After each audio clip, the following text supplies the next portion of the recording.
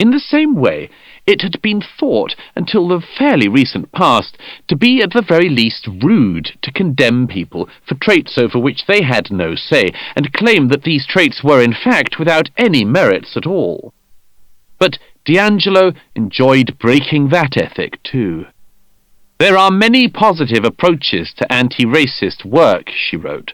"One of them is to try to develop a positive white identity. However, a positive white identity is an impossible goal. White identity is inherently racist. White people do not exist outside the system of white supremacy." And yet, D'Angelo says that white people should not stop identifying as being white, for to do so would be to deny racism and constitute colorblind racism. What is her positive suggestion for her readers? They should strive to be less white, is her answer, adding, for the sake of clarity, that to be less white is to be less racially oppressive. If it was true that white Americans were inextricably racist, yet also fragile about that fact, it did not stop them from buying D'Angelo's big book of generalizations. In fact, they bought it in great piles. D'Angelo's book sold over 750,000 copies, and perhaps it was because of the acclaim and commercial success that D'Angelo was emboldened to make more extreme claims in her later interviews. In an interview on Amanpour and Company in 2018, she claimed that white people find racism exciting and enjoy indulging in it. D'Angelo's interviewer on this occasion, Michelle Martin, who happens to be black, tried to pin her guest down on such claims.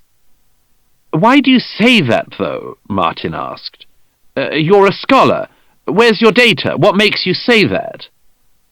D'Angelo may or may not be a scholar, but she had no evidence to back up her claims. Instead, she simply made another, unrelated assertion. "There is a kind of glee in the white collective when black bodies are punished."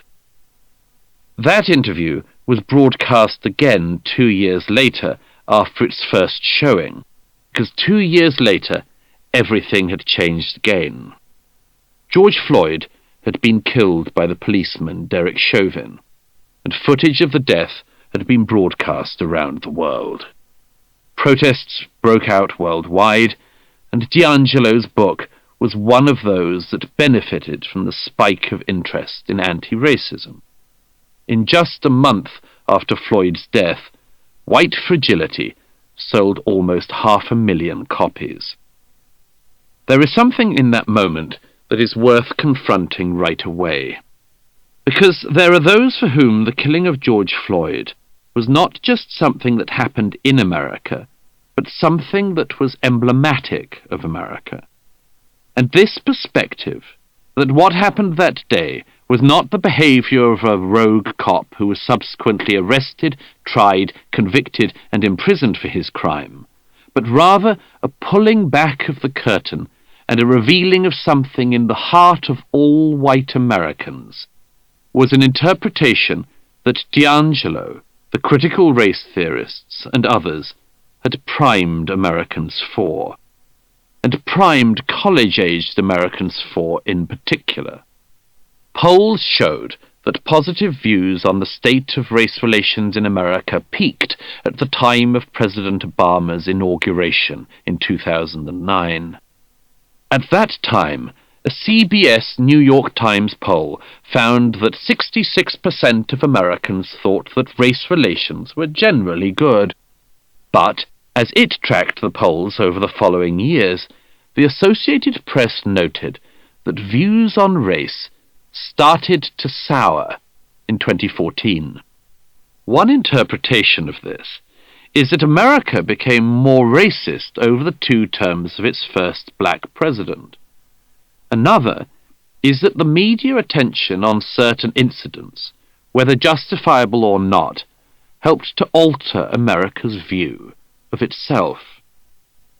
What made this worse was that a generation of students brought up with elements of CRT had been persuaded that race relations in their country were wildly worse than they were. People in the American Academy had invented and popularized a whole set of concepts and terms to help this along, just as their colleagues in the intersectional arena insisted on the idea that everyone lived in a cis-heteronormative patriarchy. So the professors of CRT introduced a set of racialized terms into the academic language and from there into the nation's language.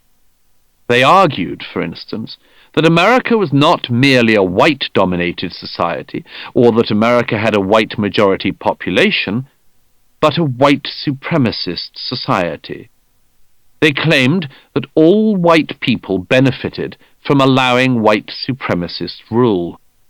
They claimed that when confronted by their racism, white people deliberately changed the subject or made themselves into the victims. They claimed that there was a specific phenomenon known as white tears, and a subcategory within that, white women's tears. They also claimed that whiteness was contagious. For how else to deal with the fact that many black people were not in 100% agreement with the new racial theorists and did not all agree with the new ideas being foisted upon everyone? One answer was to claim that black people who were not in agreement that America was an intrinsically racist society were enacting whiteness, or otherwise imbibing it, like some terrible disease. After the 2020 US presidential election, the Washington Post even introduced its readers to the concept of multiracial whiteness as a way to explain how ethnic minorities might have voted for the Republican candidate.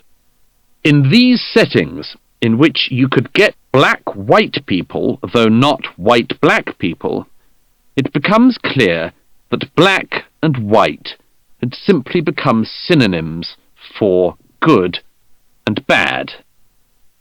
Advocates of this theory claimed that race was not just one lens through which to view society.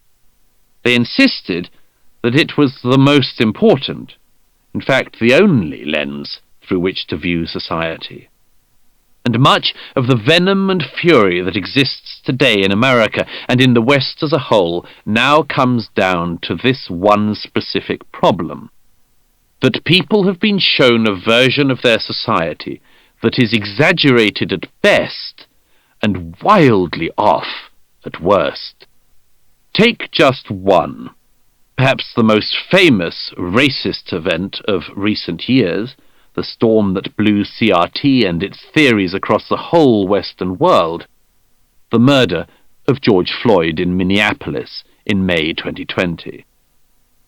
In the days, weeks, and months after that terrible event, there was barely an organ or an individual in America or the wider world that did not interpret the appalling video of that death through a single lens: that a white policeman was caught on camera killing a black man, and that this was a racist killing. Not content with that explanation, everything about this interpretation was then extrapolated outward. This was not just an individual racist killing, it was a racist killing that told us about the nature of racist policing in America. From there, it went out again.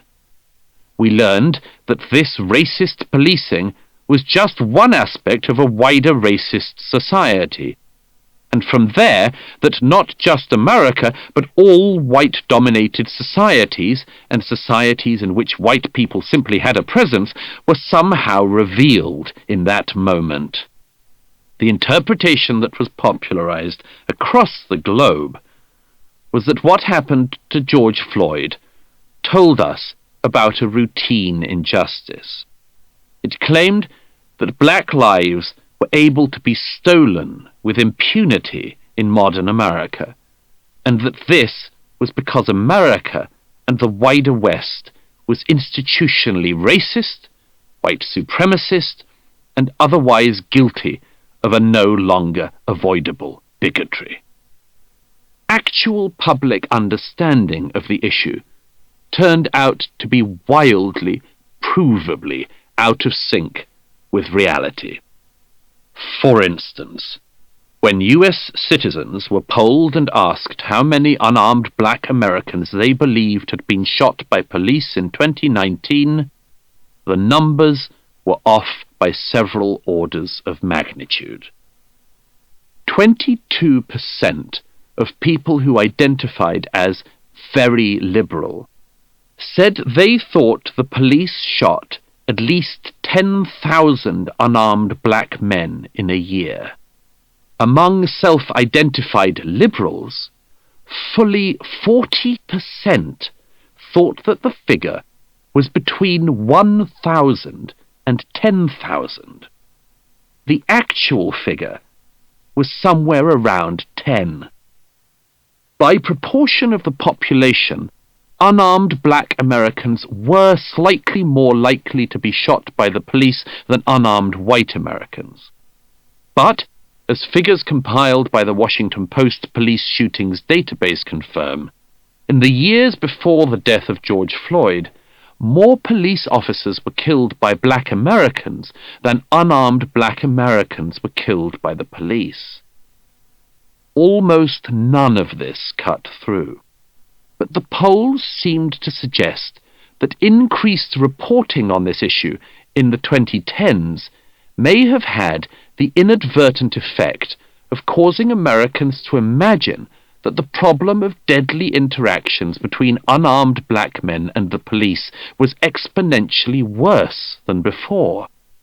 Whatever the realities of race in America, a group of divisive activists were ready for this moment. With their pre-prepared theories, phrases, claims and demands about eradicated hidden racism. And they got very busy indeed. That was why sporting teams across the world began to take the knee before every match. They were inveigled into thinking they had to do so to demonstrate that they were against racist killing, that black people were freely killed by policemen, and that they should not be. That is why politicians across the West took the knee and gave speeches against racism. It is why Nancy Pelosi, Chuck Schumer, and the rest of the leadership of the Democratic Party wore African kente cloth scarves and kneeled for 8 minutes 46 seconds before being winched back up again by their attendants. It is why the idea of educating yourself if you were white suddenly entered the popular lexicon. It is why CEOs, such as the editor-in-chief of National Geographic, started to put under their name and title as a sign-off, race card, white, privileged, with much to learn. It was a moment when silence in the face of racism was deemed to be violence. A moment when actual violence was excused as a form of legitimate political speech. A moment an academic could blithely declare that the state of black America as a whole is probably worse than it was 50 years ago. It was at this moment, in the days after Floyd's death, that concepts such as white privilege spilt out from the fringes of academia where they had been incubated and flooded through every part of society. So it is worth pointing out a potentially unpopular but nevertheless crucial fact about this origin story, which is that there is still no evidence that the killing of George Floyd was a racist murder.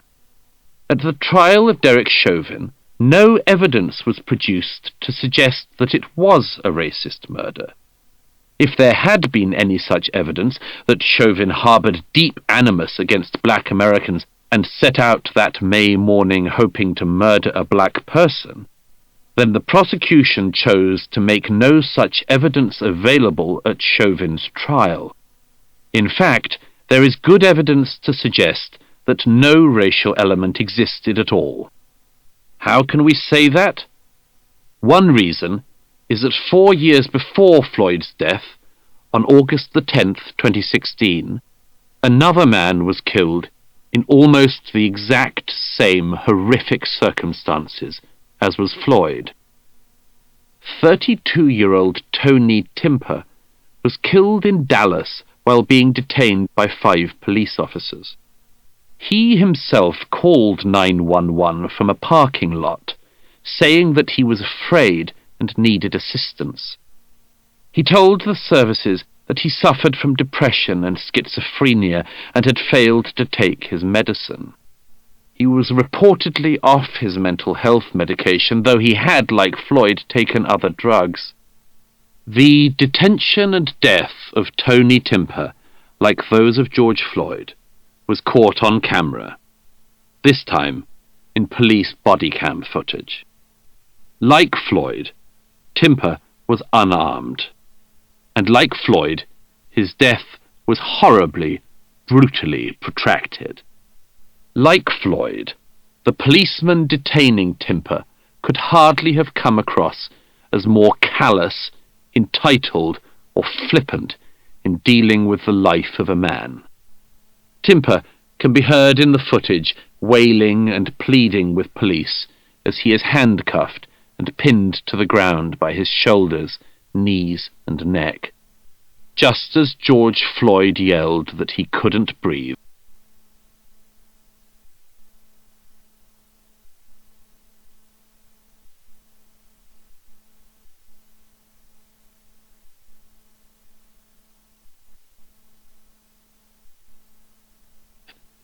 Tony Timper could repeatedly be heard screaming, "You're going to kill me! You're going to kill me!" He pleaded for help more than 30 times. He was held in exactly the same knee-hold position that Floyd was held in. But Timper was held in this position for a full 13 minutes before finally losing consciousness. As he lay there, the police officers laughed and joked about him. When the first responders arrived, they waited for 4 minutes before beginning CPR. While the last gasps of life left Tony Timper's body, the detaining officers joked that they could hear him snoring. So much for the similarities. What is more noteworthy are the differences between the two cases. In the case of George Floyd, the footage of the killing emerged immediately, whereas it took the Dallas Morning News 3 years of legal fights to acquire the police body cam footage of the Timper killing.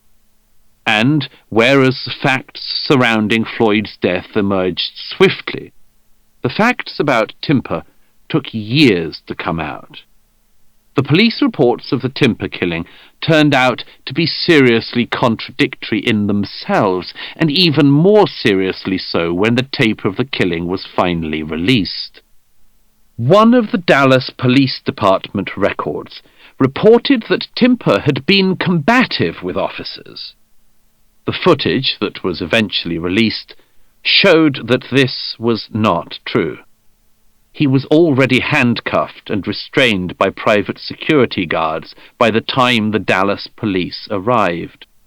At least one of the Dallas officers who detained Timper was black, but there is another major difference between the cases as well.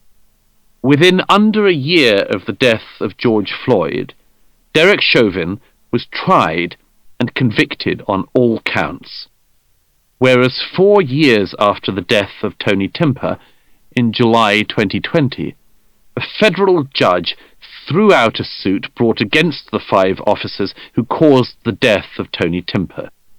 The putative charge was that they had used excessive force. No officer was ever charged. One of the officers involved is now retired, but 4 of the 5 officers remain on active duty. The reason that I mention this is not to diminish what happened to Floyd, any more than it is to diminish what happened to Timper. The reason is to point out that these two cases are very similar, and that in neither case was a racial motive proved.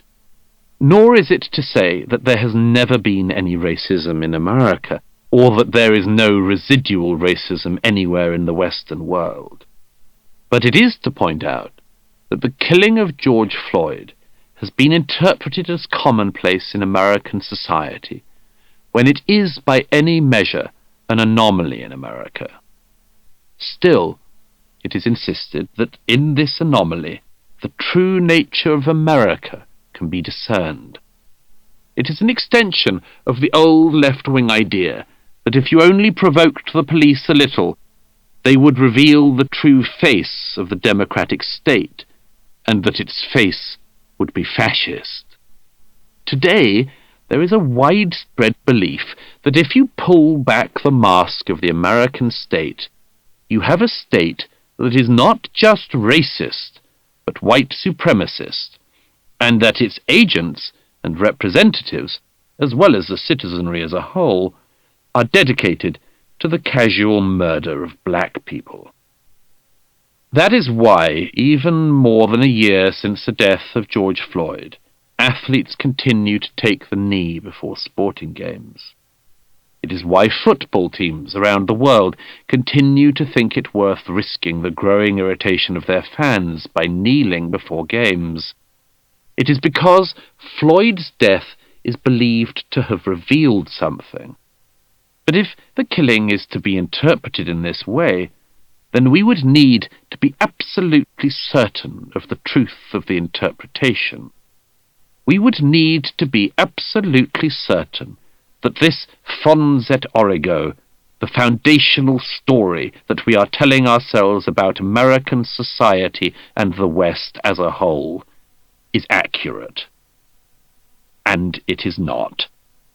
What is proved is that by 2020, America was ready and primed for a certain interpretation of itself to burst out. That interpretation had been prepared in the academy. It had been popularized in the media, and in record time it had been given into by corporate entities, civil society organizations, and nowhere so much as in the campuses of the United States. We know this because long before 2020, American campuses had been undergoing a set of moral panics that future historians will look on with deep puzzlement. American students had been primed for a white supremacist, racist interpretation of their own society to grip them. How do we know? Because, for a decade or more, they had been seeing ghouls and monsters that were not there. Moral panics. In April 2016, an extraordinary panic kicked off at the University of Indiana. It was around 9 o'clock in the evening that somebody reported that a member of the Ku Klux Klan, KKK, had been spotted on the campus at Bloomington. Social media lit up. "Students, be careful," one student wrote. "There's someone walking around in KKK gear with a whip." Others immediately criticized the college authorities. One student wrote, "There's a man walking around campus in a KKK hood carrying a whip, and there's nothing you can do to make students feel safe." Students and their supervisors spread messages of support. "Please, please, please be careful out there tonight," said one. "Always be with someone, and if you have no dire reason to be out of the building, I would recommend staying indoors if you're alone." The panic only subsided when it was discovered that the suspected member of the KKK was, in fact, a Dominican monk wearing the traditional white robes of his order. The whip he was said to have been carrying in his hands turned out to be a rosary. Despite these facts becoming clear, not all of the students stood down graciously. "Okay, seriously," asked one. "Why the fuck was a priest walking around campus at night?" It might be easy to laugh off this panic at the University of Indiana if it had been the only such incident. But it was not. Over the last decade, multiple universities across the United States had similar panics. For example, one morning in 2013, there was a sighting of a person in a Klansman outfit at Oberlin College in Ohio. The panic at this liberal arts college led to the cancellation of all classes for the rest of the day. The police were called to chase the Klansman off the premises, but when the police arrived to investigate the sighting, they found no members of the KKK.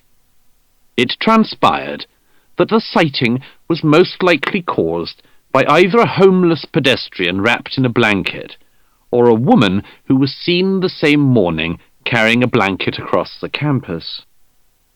In November 2015, a queer black activist, who was also a former student body president, caused a virtual stampede at the University of Missouri when he claimed that the KKK had been spotted on campus. "Students, take precaution," he warned on social media. "Stay away from the windows in residence halls. The KKK has been confirmed to be sighted on campus. I'm working with the MUPD, campus security, the state trooper, and the National Guard." In fact, the only force he was working with was his own imagination. Nobody needed to keep away from any windows. The student eventually apologized for sharing misinformation. Other panics followed a similar trend. In June 2017, the University of Maryland's police department was called after an alleged noose was spotted under a tree on campus. The police inspecting the scene discovered that the noose was nothing but a knotted piece of white plastic lying on the floor. Though they looked into any possible hate crime bias, the police concluded that the material was of the kind used to contain and protect loose items during transport. Still, many students at the university were dissatisfied with the conclusion and posted images of the piece of white plastic on social media, inviting their fellow students to make their own conclusions. One complained that they, the police, didn't even try to entertain me and my friend by acknowledging the possibility that this was a symbol of hate. They were very adamant. As well they might have been in the circumstances, being called out to investigate a refuse sack tie. A few months later, in October, it was the turn of Michigan State University to have a noose sighting. There, a student claimed to have come out of her dorm room and been confronted by a hanging noose. Condemnations for this hate incident came swiftly from everyone on campus, from fellow students all the way up to the university's president. Their condemnations and commiserations continued until it transpired that the noose was one half of a pair of shoelaces that had been lost and hung up by the person who found them so that they could be reclaimed by their owner. In March 2018, it was the turn of Vincennes University, where a student claimed that he had been approached by a man in a white head covering who was brandishing a gun and hurling racial slurs. The campus authorities swiftly sent out a warning to the whole Vincennes community. The Dean of Students issued a statement saying, "Vincennes University is totally dedicated to respect, diversity and inclusion. We take such reports very seriously, and the ongoing investigation is of the highest priority." The subsequent police investigation used CCTV to discover that the incident never happened. If these sorts of panics had been confined to campuses in the United States, then they might have been easily dismissed as a problem of overprivileged, overcredentialed youth. But in recent years, They began to happen among adults too, including among adults with some of the highest visibility of anyone in the country. In February 2017, the comedian Sarah Silverman went out for her morning coffee. She was shocked to find signs on the pavement of what looked like an S with a line through the middle. Silverman promptly snapped a photo of the pavement and sent it out to her many millions of Twitter followers. "Is this an attempt at swastikas?" she asked. "Do neo-Nazis not have Google?" But it turned out that illiterate neo-Nazis had not taken to the town's pavements to ineptly try to paint swastikas overnight. The signs on the ground were chalk markings made by construction workers identifying the areas in which they needed to do their job.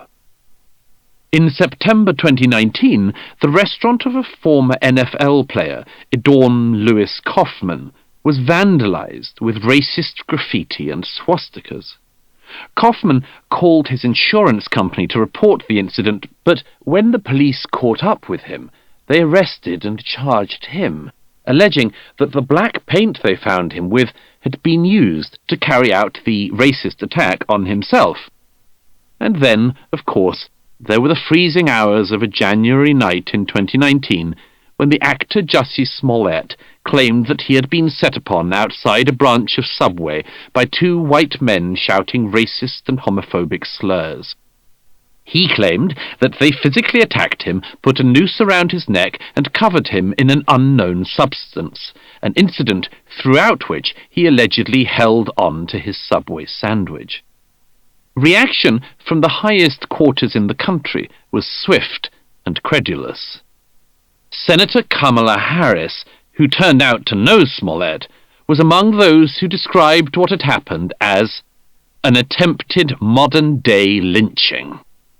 Smollett stuck to his story in the days afterward, occasionally adding extras. At a singing performance a week later, he told his sympathetic and supportive audience that he had fought back against his attackers and would not allow them to win because he, Jussie Smollett, stood for love. But as the story fell apart, so did much of the public support for him. Nothing about the story stood up, and as the CCTV footage started to be scanned, police got to the opportunity to catch up with the white supremacists who had carried out the attack. They were Abimbola Osundairo and Olabinjo Osundairo, two large weightlifting brothers from Nigeria who turned out to be known to Smollett. It became apparent that Smollett believed that a successful claim of a hate crime against himself would give him leverage to negotiate a pay rise on the show Empire, in which he felt he was undervalued. So the Osundairo brothers were drafted in to beat him around a bit. The question of what was or was not going through Smollett's mind at this time is certainly interesting. But what is far more interesting is the eagerness with which his story was believed. It wasn't just Harris, but dozens and dozens of prominent Americans, from Nancy Pelosi to Stephen Colbert, who took Smollett's story at face value.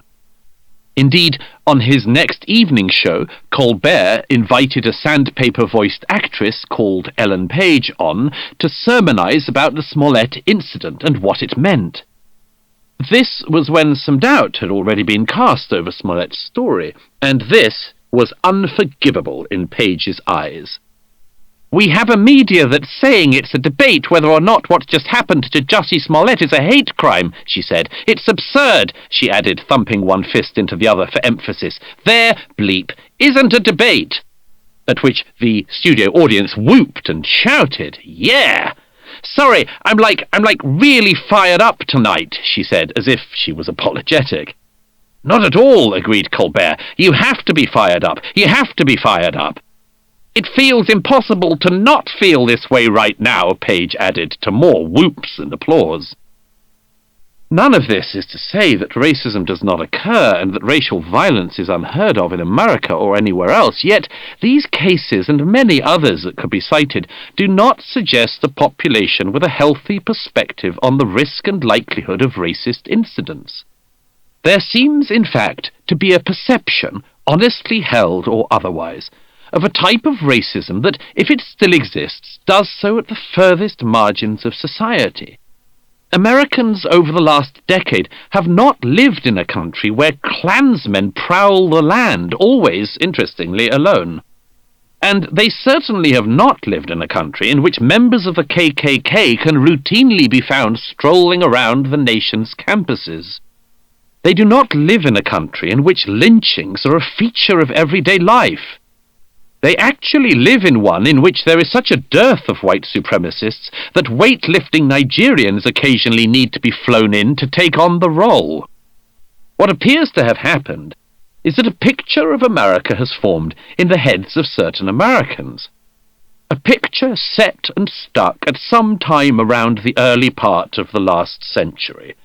An America in which the KKK roamed the land, and Hollywood actresses deserved applause for daring to stand up to attempted lynchings. How did this happen? How did this happen? One possibility is to see that the state of race relations in the United States resembles the effect created by a projecting device. The details of the image being projected matter enormously. Indeed, matter more than anything else. One explanation for America's savage but intense dissection of every killing of a black American at the hands of the police, for example, is that America needs to fight over the precise nature of these details. Breonna Taylor, Michael Brown, and other cases ring in the public mind because the most minute details are being wrestled over. At one end, there are people who would like to claim that these and other deaths of black people at police hands are a demonstration of the true face of a white supremacist, institutionally racist nation. At various other ends are people pleading that these are the sorts of incidents that are inevitable when a heavily armed citizenry and a heavily armed police force try to negotiate their way through millions of annual interactions. The details are worth fighting over, bitterly if need be. Because if Michael Brown was shot with his hands in the air and posed no threat to the arresting officers, then that could well point to a very serious problem in a nation. But if he was not shot with his hands in the air, and the riots that resulted from his death were whipped up for no reason, then some dishonest actors have a lot of accounting for their own actions to do. The details are fought over because America is the world's most powerful nation, the world's most influential nation, and the nation whose sins and errors are likely to be exported just as much as are its virtues and attainments. And just as America watches what is projected on the wall, so the world watches too, with less attention to the details, but with just as great an interest in what ends up being projected on the wall of the world. The size of the protests in Berlin, London, Brussels, Stockholm, and many other major cities in the days after George Floyd's death suggested one thing in particular: that people felt they had to come out because they had to voice their outrage at the world's most powerful and influential country deeming the lives of its black citizens so cheaply that it allows its police officers to strangle them with impunity in broad daylight. Protesters around the world responded to an image that they see projected of America, a picture in which a whole catalogue of subtle mistakes, manipulations, and extortions had been infinitely magnified. But the distortion comes from America and is projected from America by America. Racist Babies. Even in such a relatively genteel world as the world of books, this marked radicalization could be witnessed in the last decade. In the 2010s, during the Obama presidency, mainstream publishers started to pump out books that seemed intent on radicalizing people from the cradle upwards. At the time, some of it seemed so preposterous as to be funny. Inosanto Nagara's work, A is for Activist, 2012, was a children's alphabet picture book intended to produce the next generation of activists. As well as being anti-capitalist, it was also naturally on board with all the latest identity politics. L is for LGBT, and of course T is for trans, before it is for trains. But the main point of the book is to tell children that they should grow up to protest and fight for equality, diversity, and more. Which is why X is for Malcolm X, I is for Indigenous and Immigrant, Y is for Your Truth, and the A to Z finishes with Z is for Zapatista. From the age they could begin to read, children were being taught through popular literature that the best way to live your life is as a revolutionary, manning the barricades to fight against capitalism, cis-heteronormativity, and, of course, racism. Whole industries seemed intent on reprogramming people to make them view the world through a completely clear lens in which there were obvious good guys and obvious bad guys. Intelligent adults began to speak in the same language. In 2019, Adam Rutherford, author of How to Argue with a Racist, finished a lecture to a room full of adults with the statement, "If you are a racist, then you are my enemy," as though lecture theatres are routinely filled with Klansmen. He then quoted the American political activist Angela Davis, "In a racist society, it is not enough to be non-racist. We must be anti-racist." Even before the death of George Floyd, it seemed to have become so commonly stated as to be generally agreed upon that people in Western societies lived in racist societies, and that the answer to this peculiar Western problem must be a peculiarly Western answer: to become devout, active anti-racists. This, too, had to be taught from the cradle upward, and no start was too early. This was why the American writer Ibram X. Kendi would produce a book called Anti-Racist Baby, published to great fanfare and covered on its release by most of the main networks in the United States. It explains that anti-racist baby is bred, not born, and must strive to make equity a reality. If explaining the concept of equity to a 3-year-old seems difficult, the illustrator and Kendi try as hard as possible to make it easy. The 9-step program for babies includes the suggestion that anti-racist baby should use your words to talk about race, point at policies as the problem, not people, knock down the stack of cultural blocks, and confess when being racist. So when your 2-year-old knocks down his or her play blocks, you can ask if this is a metaphorical observation on the lived reality of racial violence. The book is designed for children still needing pictures rather than words to explain things. There are lots of jolly illustrations to help them along, showing happy anti-racist babies, caterpillars turning into butterflies, and the like. But what is the imperative to indoctrinate children in this way? One explanation, again, is that Americans in prominent positions have suggested that even American babies need reprogramming from the racist society they have been born into. As no less an authority than the Arizona Department of Education recently declared, babies are able to become racist by the age of 3 months old. And according to the Equity Toolkit published by the department which made this claim, it is white babies that are the problem. The toolkit claims that expressions of racial prejudice often peak at ages 4 and 5, but that while Black and Latinx children at the age of 5 show no preference towards their own groups, white children at this age remain strongly biased in favor of whiteness.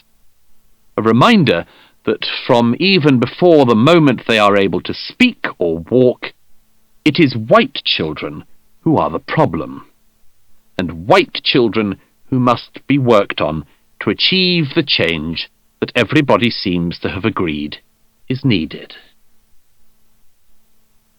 Anti-racism. As it happens, Anti-Racist Baby is a children's version of a slightly more grown-up book by Ibram X. Kendi. The author's story is one of quite amazing success, a success that has mirrored that of another black American writer of the same generation, Ta-Nehisi Coates. Like Coates, Kendi appears to believe that his personal story, or a mix of his personal story plus extrapolation of its political meaning, should be a sufficient base from which to reframe race relations in America. Like Coates, he is full of anger. Yet, like Coates, his career has been not just golden, but magnificently well-oiled at every turn. Like Coates, he has had a youthful book of memoir published to near-unanimous acclaim and turned into a bestseller. Like Coates, he has won a National Book Award. Like Coates, he was awarded a MacArthur Genius Grant. Unlike Coates, Kendi was, at the age of just 38, awarded the most prestigious tenured chair at Boston University. The only previous holder of the Andrew W. Mellon Professorship in the Humanities was the Holocaust survivor and Nobel Prize-winning author Elie Wiesel. Yet, even more so than Coates, Kendi has a problem in his heroic narrative of fighting his way through a racist, oppressive country, which is that the strongest stories he has are striking in their insignificance. At one point in his book How to Be an Anti-Racist, 2019, Kendi writes about an incident in 3rd grade where a white teacher calls on an eager white student in the front of the class rather than a shy black girl who is sitting at the back.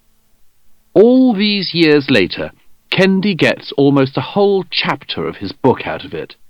He can recall every detail of the incident, as he shows the reader, but he stresses that he cannot remember the name of the white teacher. Forgetting her may have been a coping mechanism, he now says, just one of many racist white people over the years who interrupted my peace with their sirens. Some people would say this was an unimportant incident. Others might claim that it was at most a racial microaggression. But Kendi would not accept any such claims. He says of this incident, "What other people call racist microaggressions, I call racist abuse." Defining, or rather redefining, terms and words has become a career speciality for Kendi. Indeed, in How to Be an Anti-Racist, every chapter opens with a definition, or a set of definitions. They give the work a pseudo-scholastic glow, although the definitions are not always as helpful as the author thinks. For example, his first chapter is headed by 2 definitions. That of a racist, one who is supporting a racist policy through their actions or inaction or expressing a racist idea, and of an anti-racist, one who is supporting an anti-racist policy through their actions or expressing an anti-racist idea. There are several things that diminish the brilliance of these definitions. The first is the realization that, like all the other definitions throughout the work, the definitions offered are written by Kendi himself.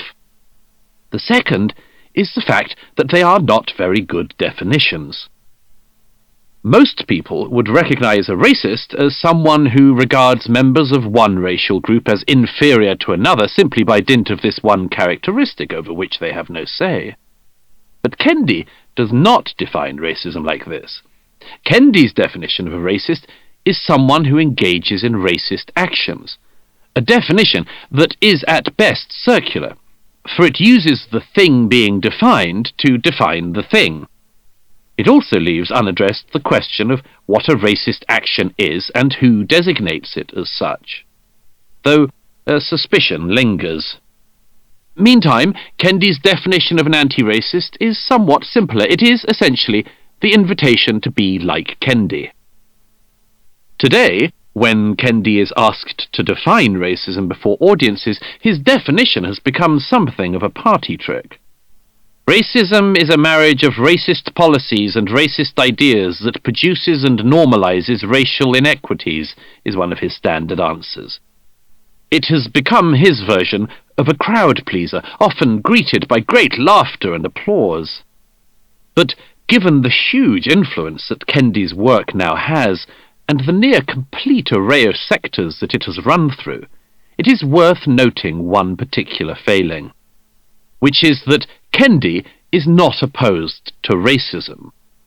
He is opposed to certain forms of racism, specifically white-on-black racism. Other racisms can be, in his own definitions, a positive force. For instance, in his writing on discrimination and inequity, he cannot avoid one particular conclusion beckoning to him. The only remedy to racist discrimination is anti-racist discrimination. The only remedy to past discrimination is present discrimination.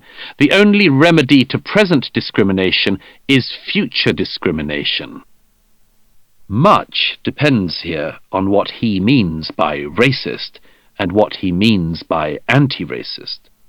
It appears that by racist, Kendi means things he does not like, whereas anti-racist means things he does like. There are no areas of neutral in Kendi's colour chart. There are only white supremacists and white nationalists, and then white people who agree with him. Similarly, there are black people who agree with Kendi, and black people who do not. Those black people who do not go along with everything proposed by him are also racists. For instance, Kendi does not like the conservative Supreme Court Justice Clarence Thomas.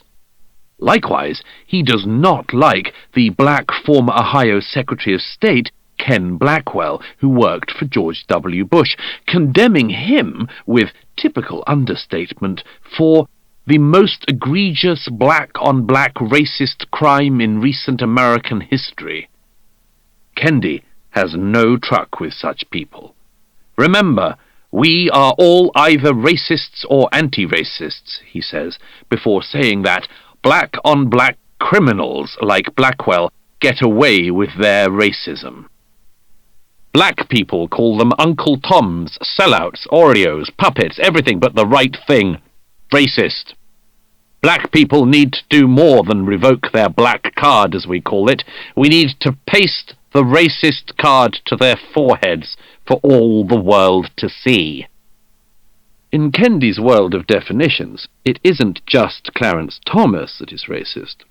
A whole pile of other things are as well. And, conveniently enough, they all help to delineate the boundaries of Kendi's own political and other prejudices. For instance, he makes it clear that it is racist to oppose reparations for slavery. It is also racist not to have any opinion on the matter.